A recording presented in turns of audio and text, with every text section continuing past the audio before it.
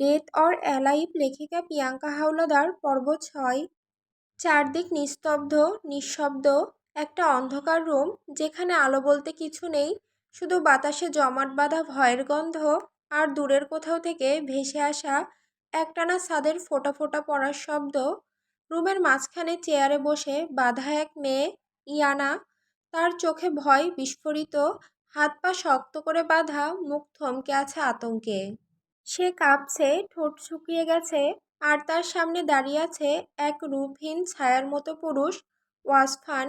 তার গায়ে কালো হুডি, মুখ ঢাকা অন্ধকার ধাতব মুখোশে, তবে দুই চোখ যেন আগুনে পুড়ে যাওয়া লাল জ্বলন্ত পাথর।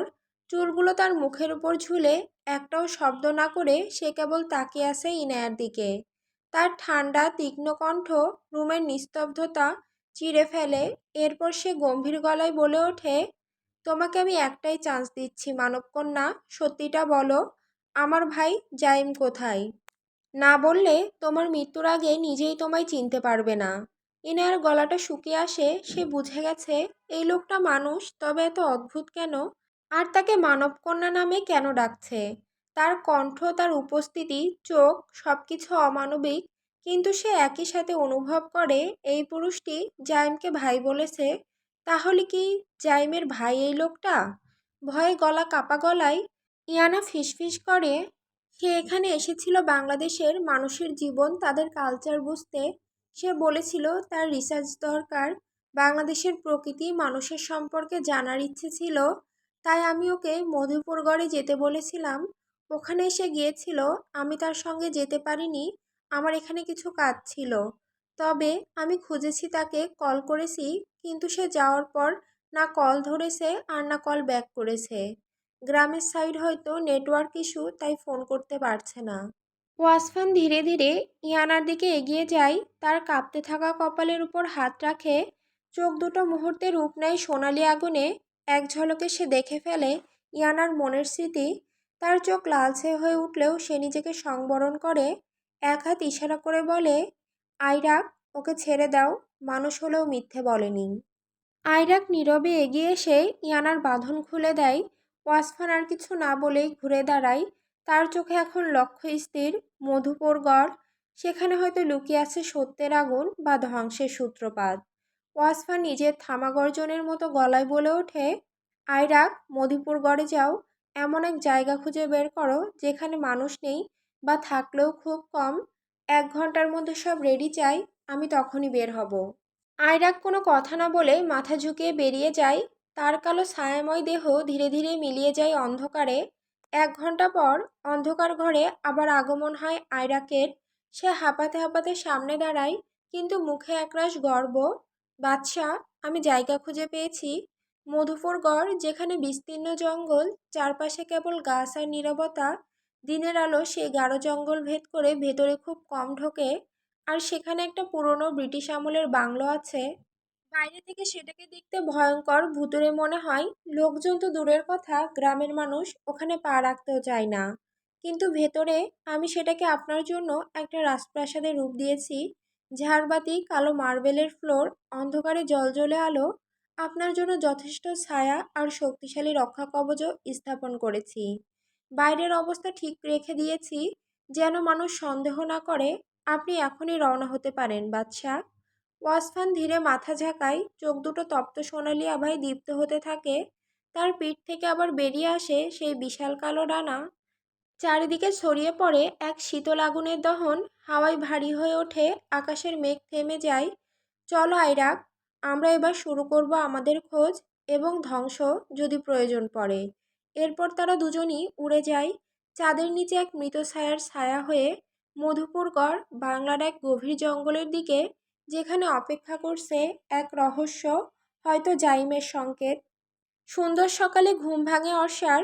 উঠেই আগে সে ফোনটা হাতে নেয়, তারপর তার মুখটা কালো হয়ে যায়। অর্ষা ফোনটা হাতে নিয়ে বেশ খানিকক্ষণ চুপচাপ বসে থাকে। ক্যালিয়ন প্রতিদিন সকালে একটা মেসেজ দিত কিংবা ফোন করত, রাইজ অ্যান্ড শাইন, ফায়ারফ্লাই। কিন্তু আজ কোনো মেসেজ নেই, কোনো কলও নেই। মনে হচ্ছে একটা শূন্যতা ঘিরে ধরেছে তাকে। কাল রাতের কথা মনে পড়ে। সে নিজেই কঠিনভাবে রিজেক্ট করেছিল ক্যালিয়নকে, সে তাকে ধাক্কা মেরে ওভাবে ফেলে এসেছিল। সে পিছনে তাকিয়ে দেখেছিল ক্যালিয়নের মুখটা নিঃসাড় হয়েছিল। আর এখন সেই নিঃসাড় ক্যালিয়ন যেন তার মনে চেপে বসেছে। সে কয়েক সেকেন্ড হেসে নেয় নিজের ওপর। এতটা ভাবছি কেন ওকে নিয়ে? তবু মনকে শান্ত করতে পারছে না। অবচেতনভাবে ফোনের স্ক্রিনে ক্যালিয়নের নাম খুঁজে পায় সে।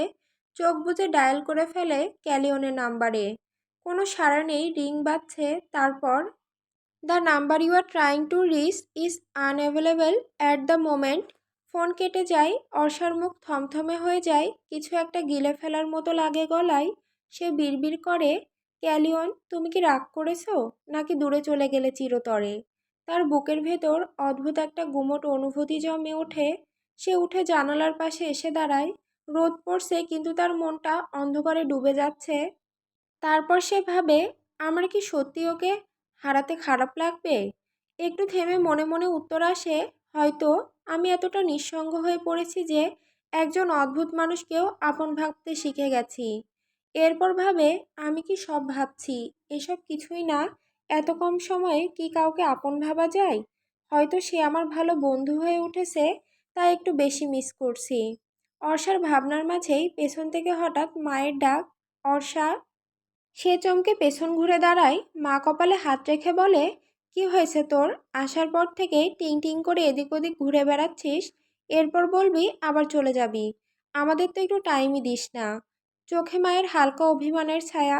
অর্ষা নিজেকে ধরে রাখতে পারে না। ধপ করে মায়ের গলায় ঝাঁপিয়ে পড়ে, যেন ছোটবেলায় সেই অভ্যস্ত আশ্রয়ে ফিরে যায়। না মা, তেমন কিছু না। তোমাকে তো বলেছিলাম না, একটা ভিনদেশি ট্যুরিস্ট আমাদের দেশে এসেছে আমাদের প্রাকৃতিক সৌন্দর্য দেখতে। এখন বলো, আমাকে ওকে হেল্প করা উচিত না? তার মা হেসে ওঠে অর্ষার গাল টেনে বলে, আচ্ছা ঠিক আছে জনাব, আপনি তো আপনার বাবার মতোই সবাইকে হেল্প করবেন। তবে আজ গেলেন না কেন? প্রতিদিনই তো যান। অর্ষা একটু থেমে নিচু স্বরে ফিসফিস করে বলে, আজ সেই তো আর আসেনি। তার কণ্ঠে এক অদ্ভুত শূন্যতা, আর চোখে মেঘ জমে। এরপর অর্ষা মায়ের কাছ থেকে নিজেকে আলতো করে ছাড়িয়ে নিয়ে বাইরে বেরিয়ে আসে। মুখে একটা চাপা হাসি, কিন্তু চোখে চিন্তার ছায়া স্পষ্ট। মনে মনে ভাবে, মা তো বুঝতেই পারলো না আমার ভেতরটা এখন কতটা এলোমেলো। ক্যালিয়ন আজ না আসায় কেন যেন কিছু একটা অসম্পূর্ণ মনে হচ্ছে। অথচ আমি নিজেই তো তাকে ধাক্কা মেরে চলে এলাম। সে হাঁটতে হাঁটতে ফারাজের দিকে যায়। ফারাজ, তার ছোট ভাই, সবসময় সব কিছু বুঝে ফেলে, যেন ওর চোখে স্ক্যানার বসানো। ফারাজ দূর থেকেই বলে ওঠে, দিদি, তোর মুখ কেন এত গম্ভীর? ক্যালিয়ন ভাইয়ের সাথে কি হয়েছে? অর্ষা একটু চমকে যায়। তুই এসব কোথা থেকে বুঝলি? ফারাজ হাসে, ওরে বাবা, আমি তো এখনকার ছেলে। আজকাল একটা রিংটোন না বাজলে বুঝে যায় কার মন ভালো নেই। আর তোর মুখ তো পুরো নাটকের ক্লাইম্যাক্স। ক্যালিয়ন ফোন করলো না? অর্ষা মুখ নামিয়ে ফেলে, কিছু না বললেও চোখে যেন সব উত্তর লেখা।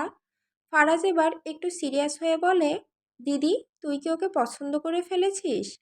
অর্ষা সঙ্গে সঙ্গে বলে ওঠে, না, মোটেও না, আমি তো শুধু বন্ধু। অর্ষা না বললেও ফারাজ বুঝে যায় ওর মনের কথা, তাই সে বলে ওঠে, তুই সত্যি বলছিস কিনা জানি না, তবে যদি তাকে পছন্দ করিস তাহলে আর দেরি করিস না। ভালো লাগা মানে দুর্বলতা না, কখনো কখনো সেটাই জীবনের সাহস।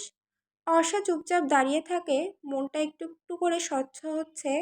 এবার সে ভাবে, যদি ওর চোখের সেই কথা সত্যি হয় তবেও ফিরবেই, আর যদি না ফেরে তবে ওর মনও ছিল মিথ্যে।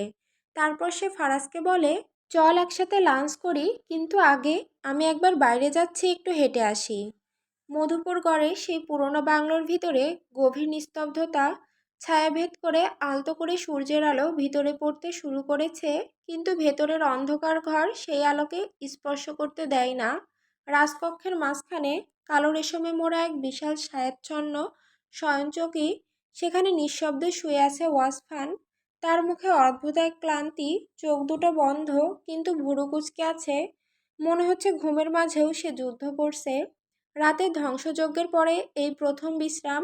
কাল রাতে সে এসেছিল এই বাংলোয়। এরপর ছায়ার মতো উড়ে বেরিয়েছে পুরো মধুপুর গড়। প্রতিটি গাছ, ঝোপ, পরিত্যক্ত রাস্তা, পাহাড়ি গুহা পর্যন্ত তন্ন তন্ন করে খুঁজেছে, কিন্তু জাইম কোথাও নেই। নেই তার ছায়া, নেই তার গন্ধ। যেন সে মাটি ফুঁড়ে গিয়েছে, অথবা এক অজানা বাস্তবতা তাকে গ্রাস করেছে। বেলা তখন মধ্য গড়াচ্ছে, ওয়াসফানের চোখ ধীরে ধীরে খুলে যায়। চোখের পাতায় জমানো ঘুমের ক্লান্তি একপাশে ঠেলে সোনালি চোখ দুটো জ্বলে ওঠে নিঃশব্দে। সে উঠে বসে, মুখে আবার সেই শীতল অভিব্যক্তি, কিন্তু ভেতরে জ্বলছে অপ্রকাশিত ক্রোধ, হতাশা এবং ভয়। সে জানে এখন সে নিজের সবচেয়ে বড় জাদুশক্তি ব্যবহার করবে, একটি নিষিদ্ধ অথচ সর্বশক্তিমান জাদু, যা দিয়ে সে সময়, বাস্তবতার পর্দার আড়ালে চিত্র দেখতে পাবে। কিন্তু একটাই সমস্যা, এখনো দিন, সূর্যের তাপ আর আলো যা মানবের জন্য আলো হয়ে আসে, ওর জন্য এক বিভীষিকা। তাই আজ আর বাইরে বেরোনো যাবে না, শুধু অন্ধকারের অপেক্ষা। ওয়াসফান উঠে দাঁড়ায়, তার লম্বা পোশাকের ছায়া মেঝে ঘিরে ফেলে। সে ধীরে হাঁটে, প্রাসাদের পশ্চিম দিকের বারান্দায় এসে দাঁড়ায়, যেখানে কোনো আলো পৌঁছায় না। দূরে জঙ্গলের মাঝে পাখির ডাক শোনা যায়, মানবিক জীবনের স্বাভাবিকতা যেন তাকে ব্যঙ্গ করে। রাত নামুক, সে নিজেকে বলে, রাত নামুক, আর তারপর এই জগতের কোন প্রান্তে জাইম লুকিয়ে আছে আমি বের করে আনব। প্রয়োজনে পুরো পৃথিবী ধ্বংস করব। একটা নরম বিকেল, জানালার ফাঁক গলে সূর্যের শেষ রশ্মিগুলো ঘরের মেঝেতে নিঃশব্দে ছড়িয়ে পড়েছে। অর্ষা একা বসে আছে বারান্দার কোনায়, সেই ছোট্ট টেবিলটায়, হাতে ধরা চায়ের কাপ, কিন্তু চায়ের ধোঁয়া অনেক আগেই মিলিয়ে গেছে বাতাসে। কাপের গা ঘেঁষে ঠান্ডা হয়ে আসা চায়ে তার আঙুলের ছোঁয়া, অথচ এক চুমুকও নেয়নি সে। চোখ দুটি জানালার বাইরে, কিন্তু মন যেন কোথাও আর দূরে, যেখানে সে নিজেই জানে না সে কিসের খোঁজে। ঠিক তখনই ঘরে প্রবেশ করে তার বাবা। কিছুক্ষণ চুপচাপ দাঁড়িয়ে থেকে মেয়েকে দেখে বুঝে ফেলে অর্ষা ভাবছে কিছু। কোনো অদৃশ্য ভার যেন নামিয়ে বসেছে তার কাঁধে।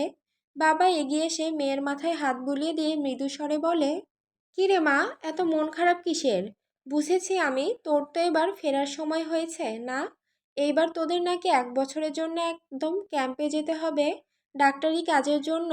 শুনলাম জায়গাটা আবার অনেকটা গ্রামের ধারে, ফোন নেটওয়ার্কও নাকি ঠিকমতো পাওয়া যায় না।" একটা দীর্ঘ নিঃশ্বাস ফেলল অর্ষা। ঠোঁটের কোণে একটুখানি হাসি ফুটলেও চোখে জমে থাকা অনুচ্চারিত কষ্টের ছায়া সেই হাসিকে ছুঁতে পারেনি।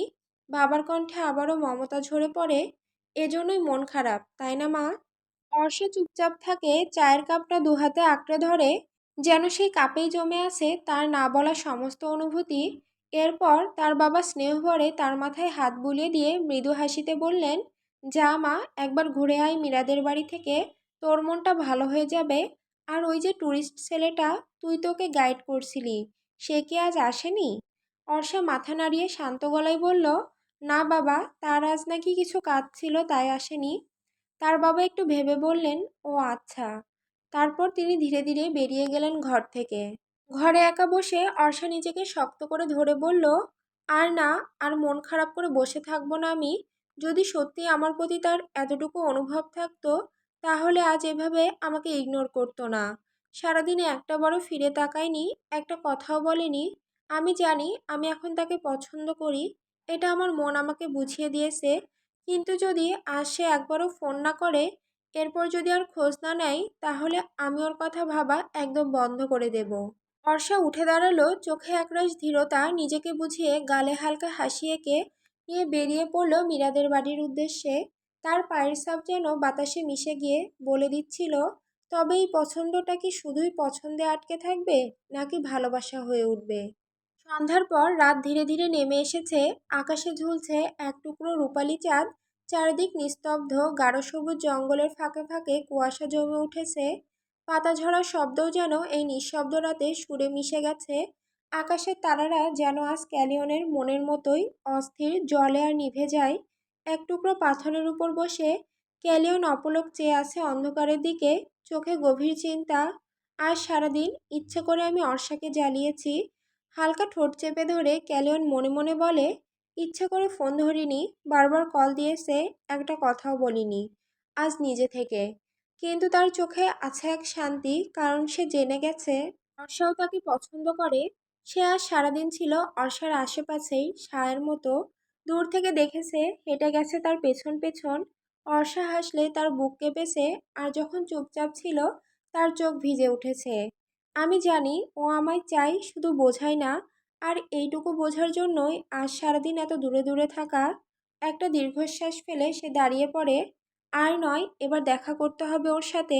এবার আমি সামনে যাব, সরাসরি চোখে চোখ রেখে বলবো, আমি জানি তুমি আমায় ভালোবাসো। চাঁদের আলোয় তার চোখে এক রহস্যময় ঝিলিক। ধীরে ধীরে সে জঙ্গলের দিকে এগিয়ে যায়।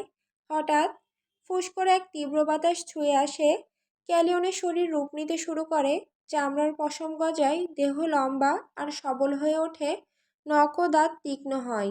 সে রূপ নেয় নেকড়ে আকৃতিতে। তার চোখে আগুনের মতো লাল জ্বালা, পায়ে গতি, মনে উদ্দেশ্য, অর্ষা। পাহাড়ের ঢাল বেয়ে গা ছমছমে জঙ্গলের আধারে সে দ্রুত ছুটে চলে অর্ষার খোঁজে। তার ভালোবাসা, তার অভিমানী মেয়ে অর্ষার কাছে। চাঁদ তখন জঙ্গলের মাথার ওপর নেকড়ে রূপে ক্যালিয়ন দৌড়াতে থাকে, কিন্তু হঠাৎ সামনে সে কিছু দেখে থেমে যায়। তার চোখ রক্তবর্ণ হয়ে ওঠে। সেখানে এটা দেখবে আশা করেনি। মধ্যরাতে জঙ্গল নিঃশব্দ, চারিদিকে গা ছমছমে অন্ধকার। মাঝে মাঝে ঝিঝি পোকার শব্দ ছাড়া কিছুই শোনা যায় না।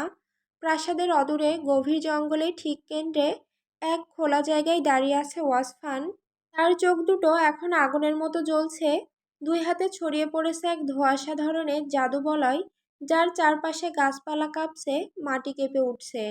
সে উচ্চারণ করছে প্রাচীন এক মন্ত্র, ভাষা এত পুরাতন যে মানবজাতির ইতিহাসে তার কোনো চিহ্নই নেই।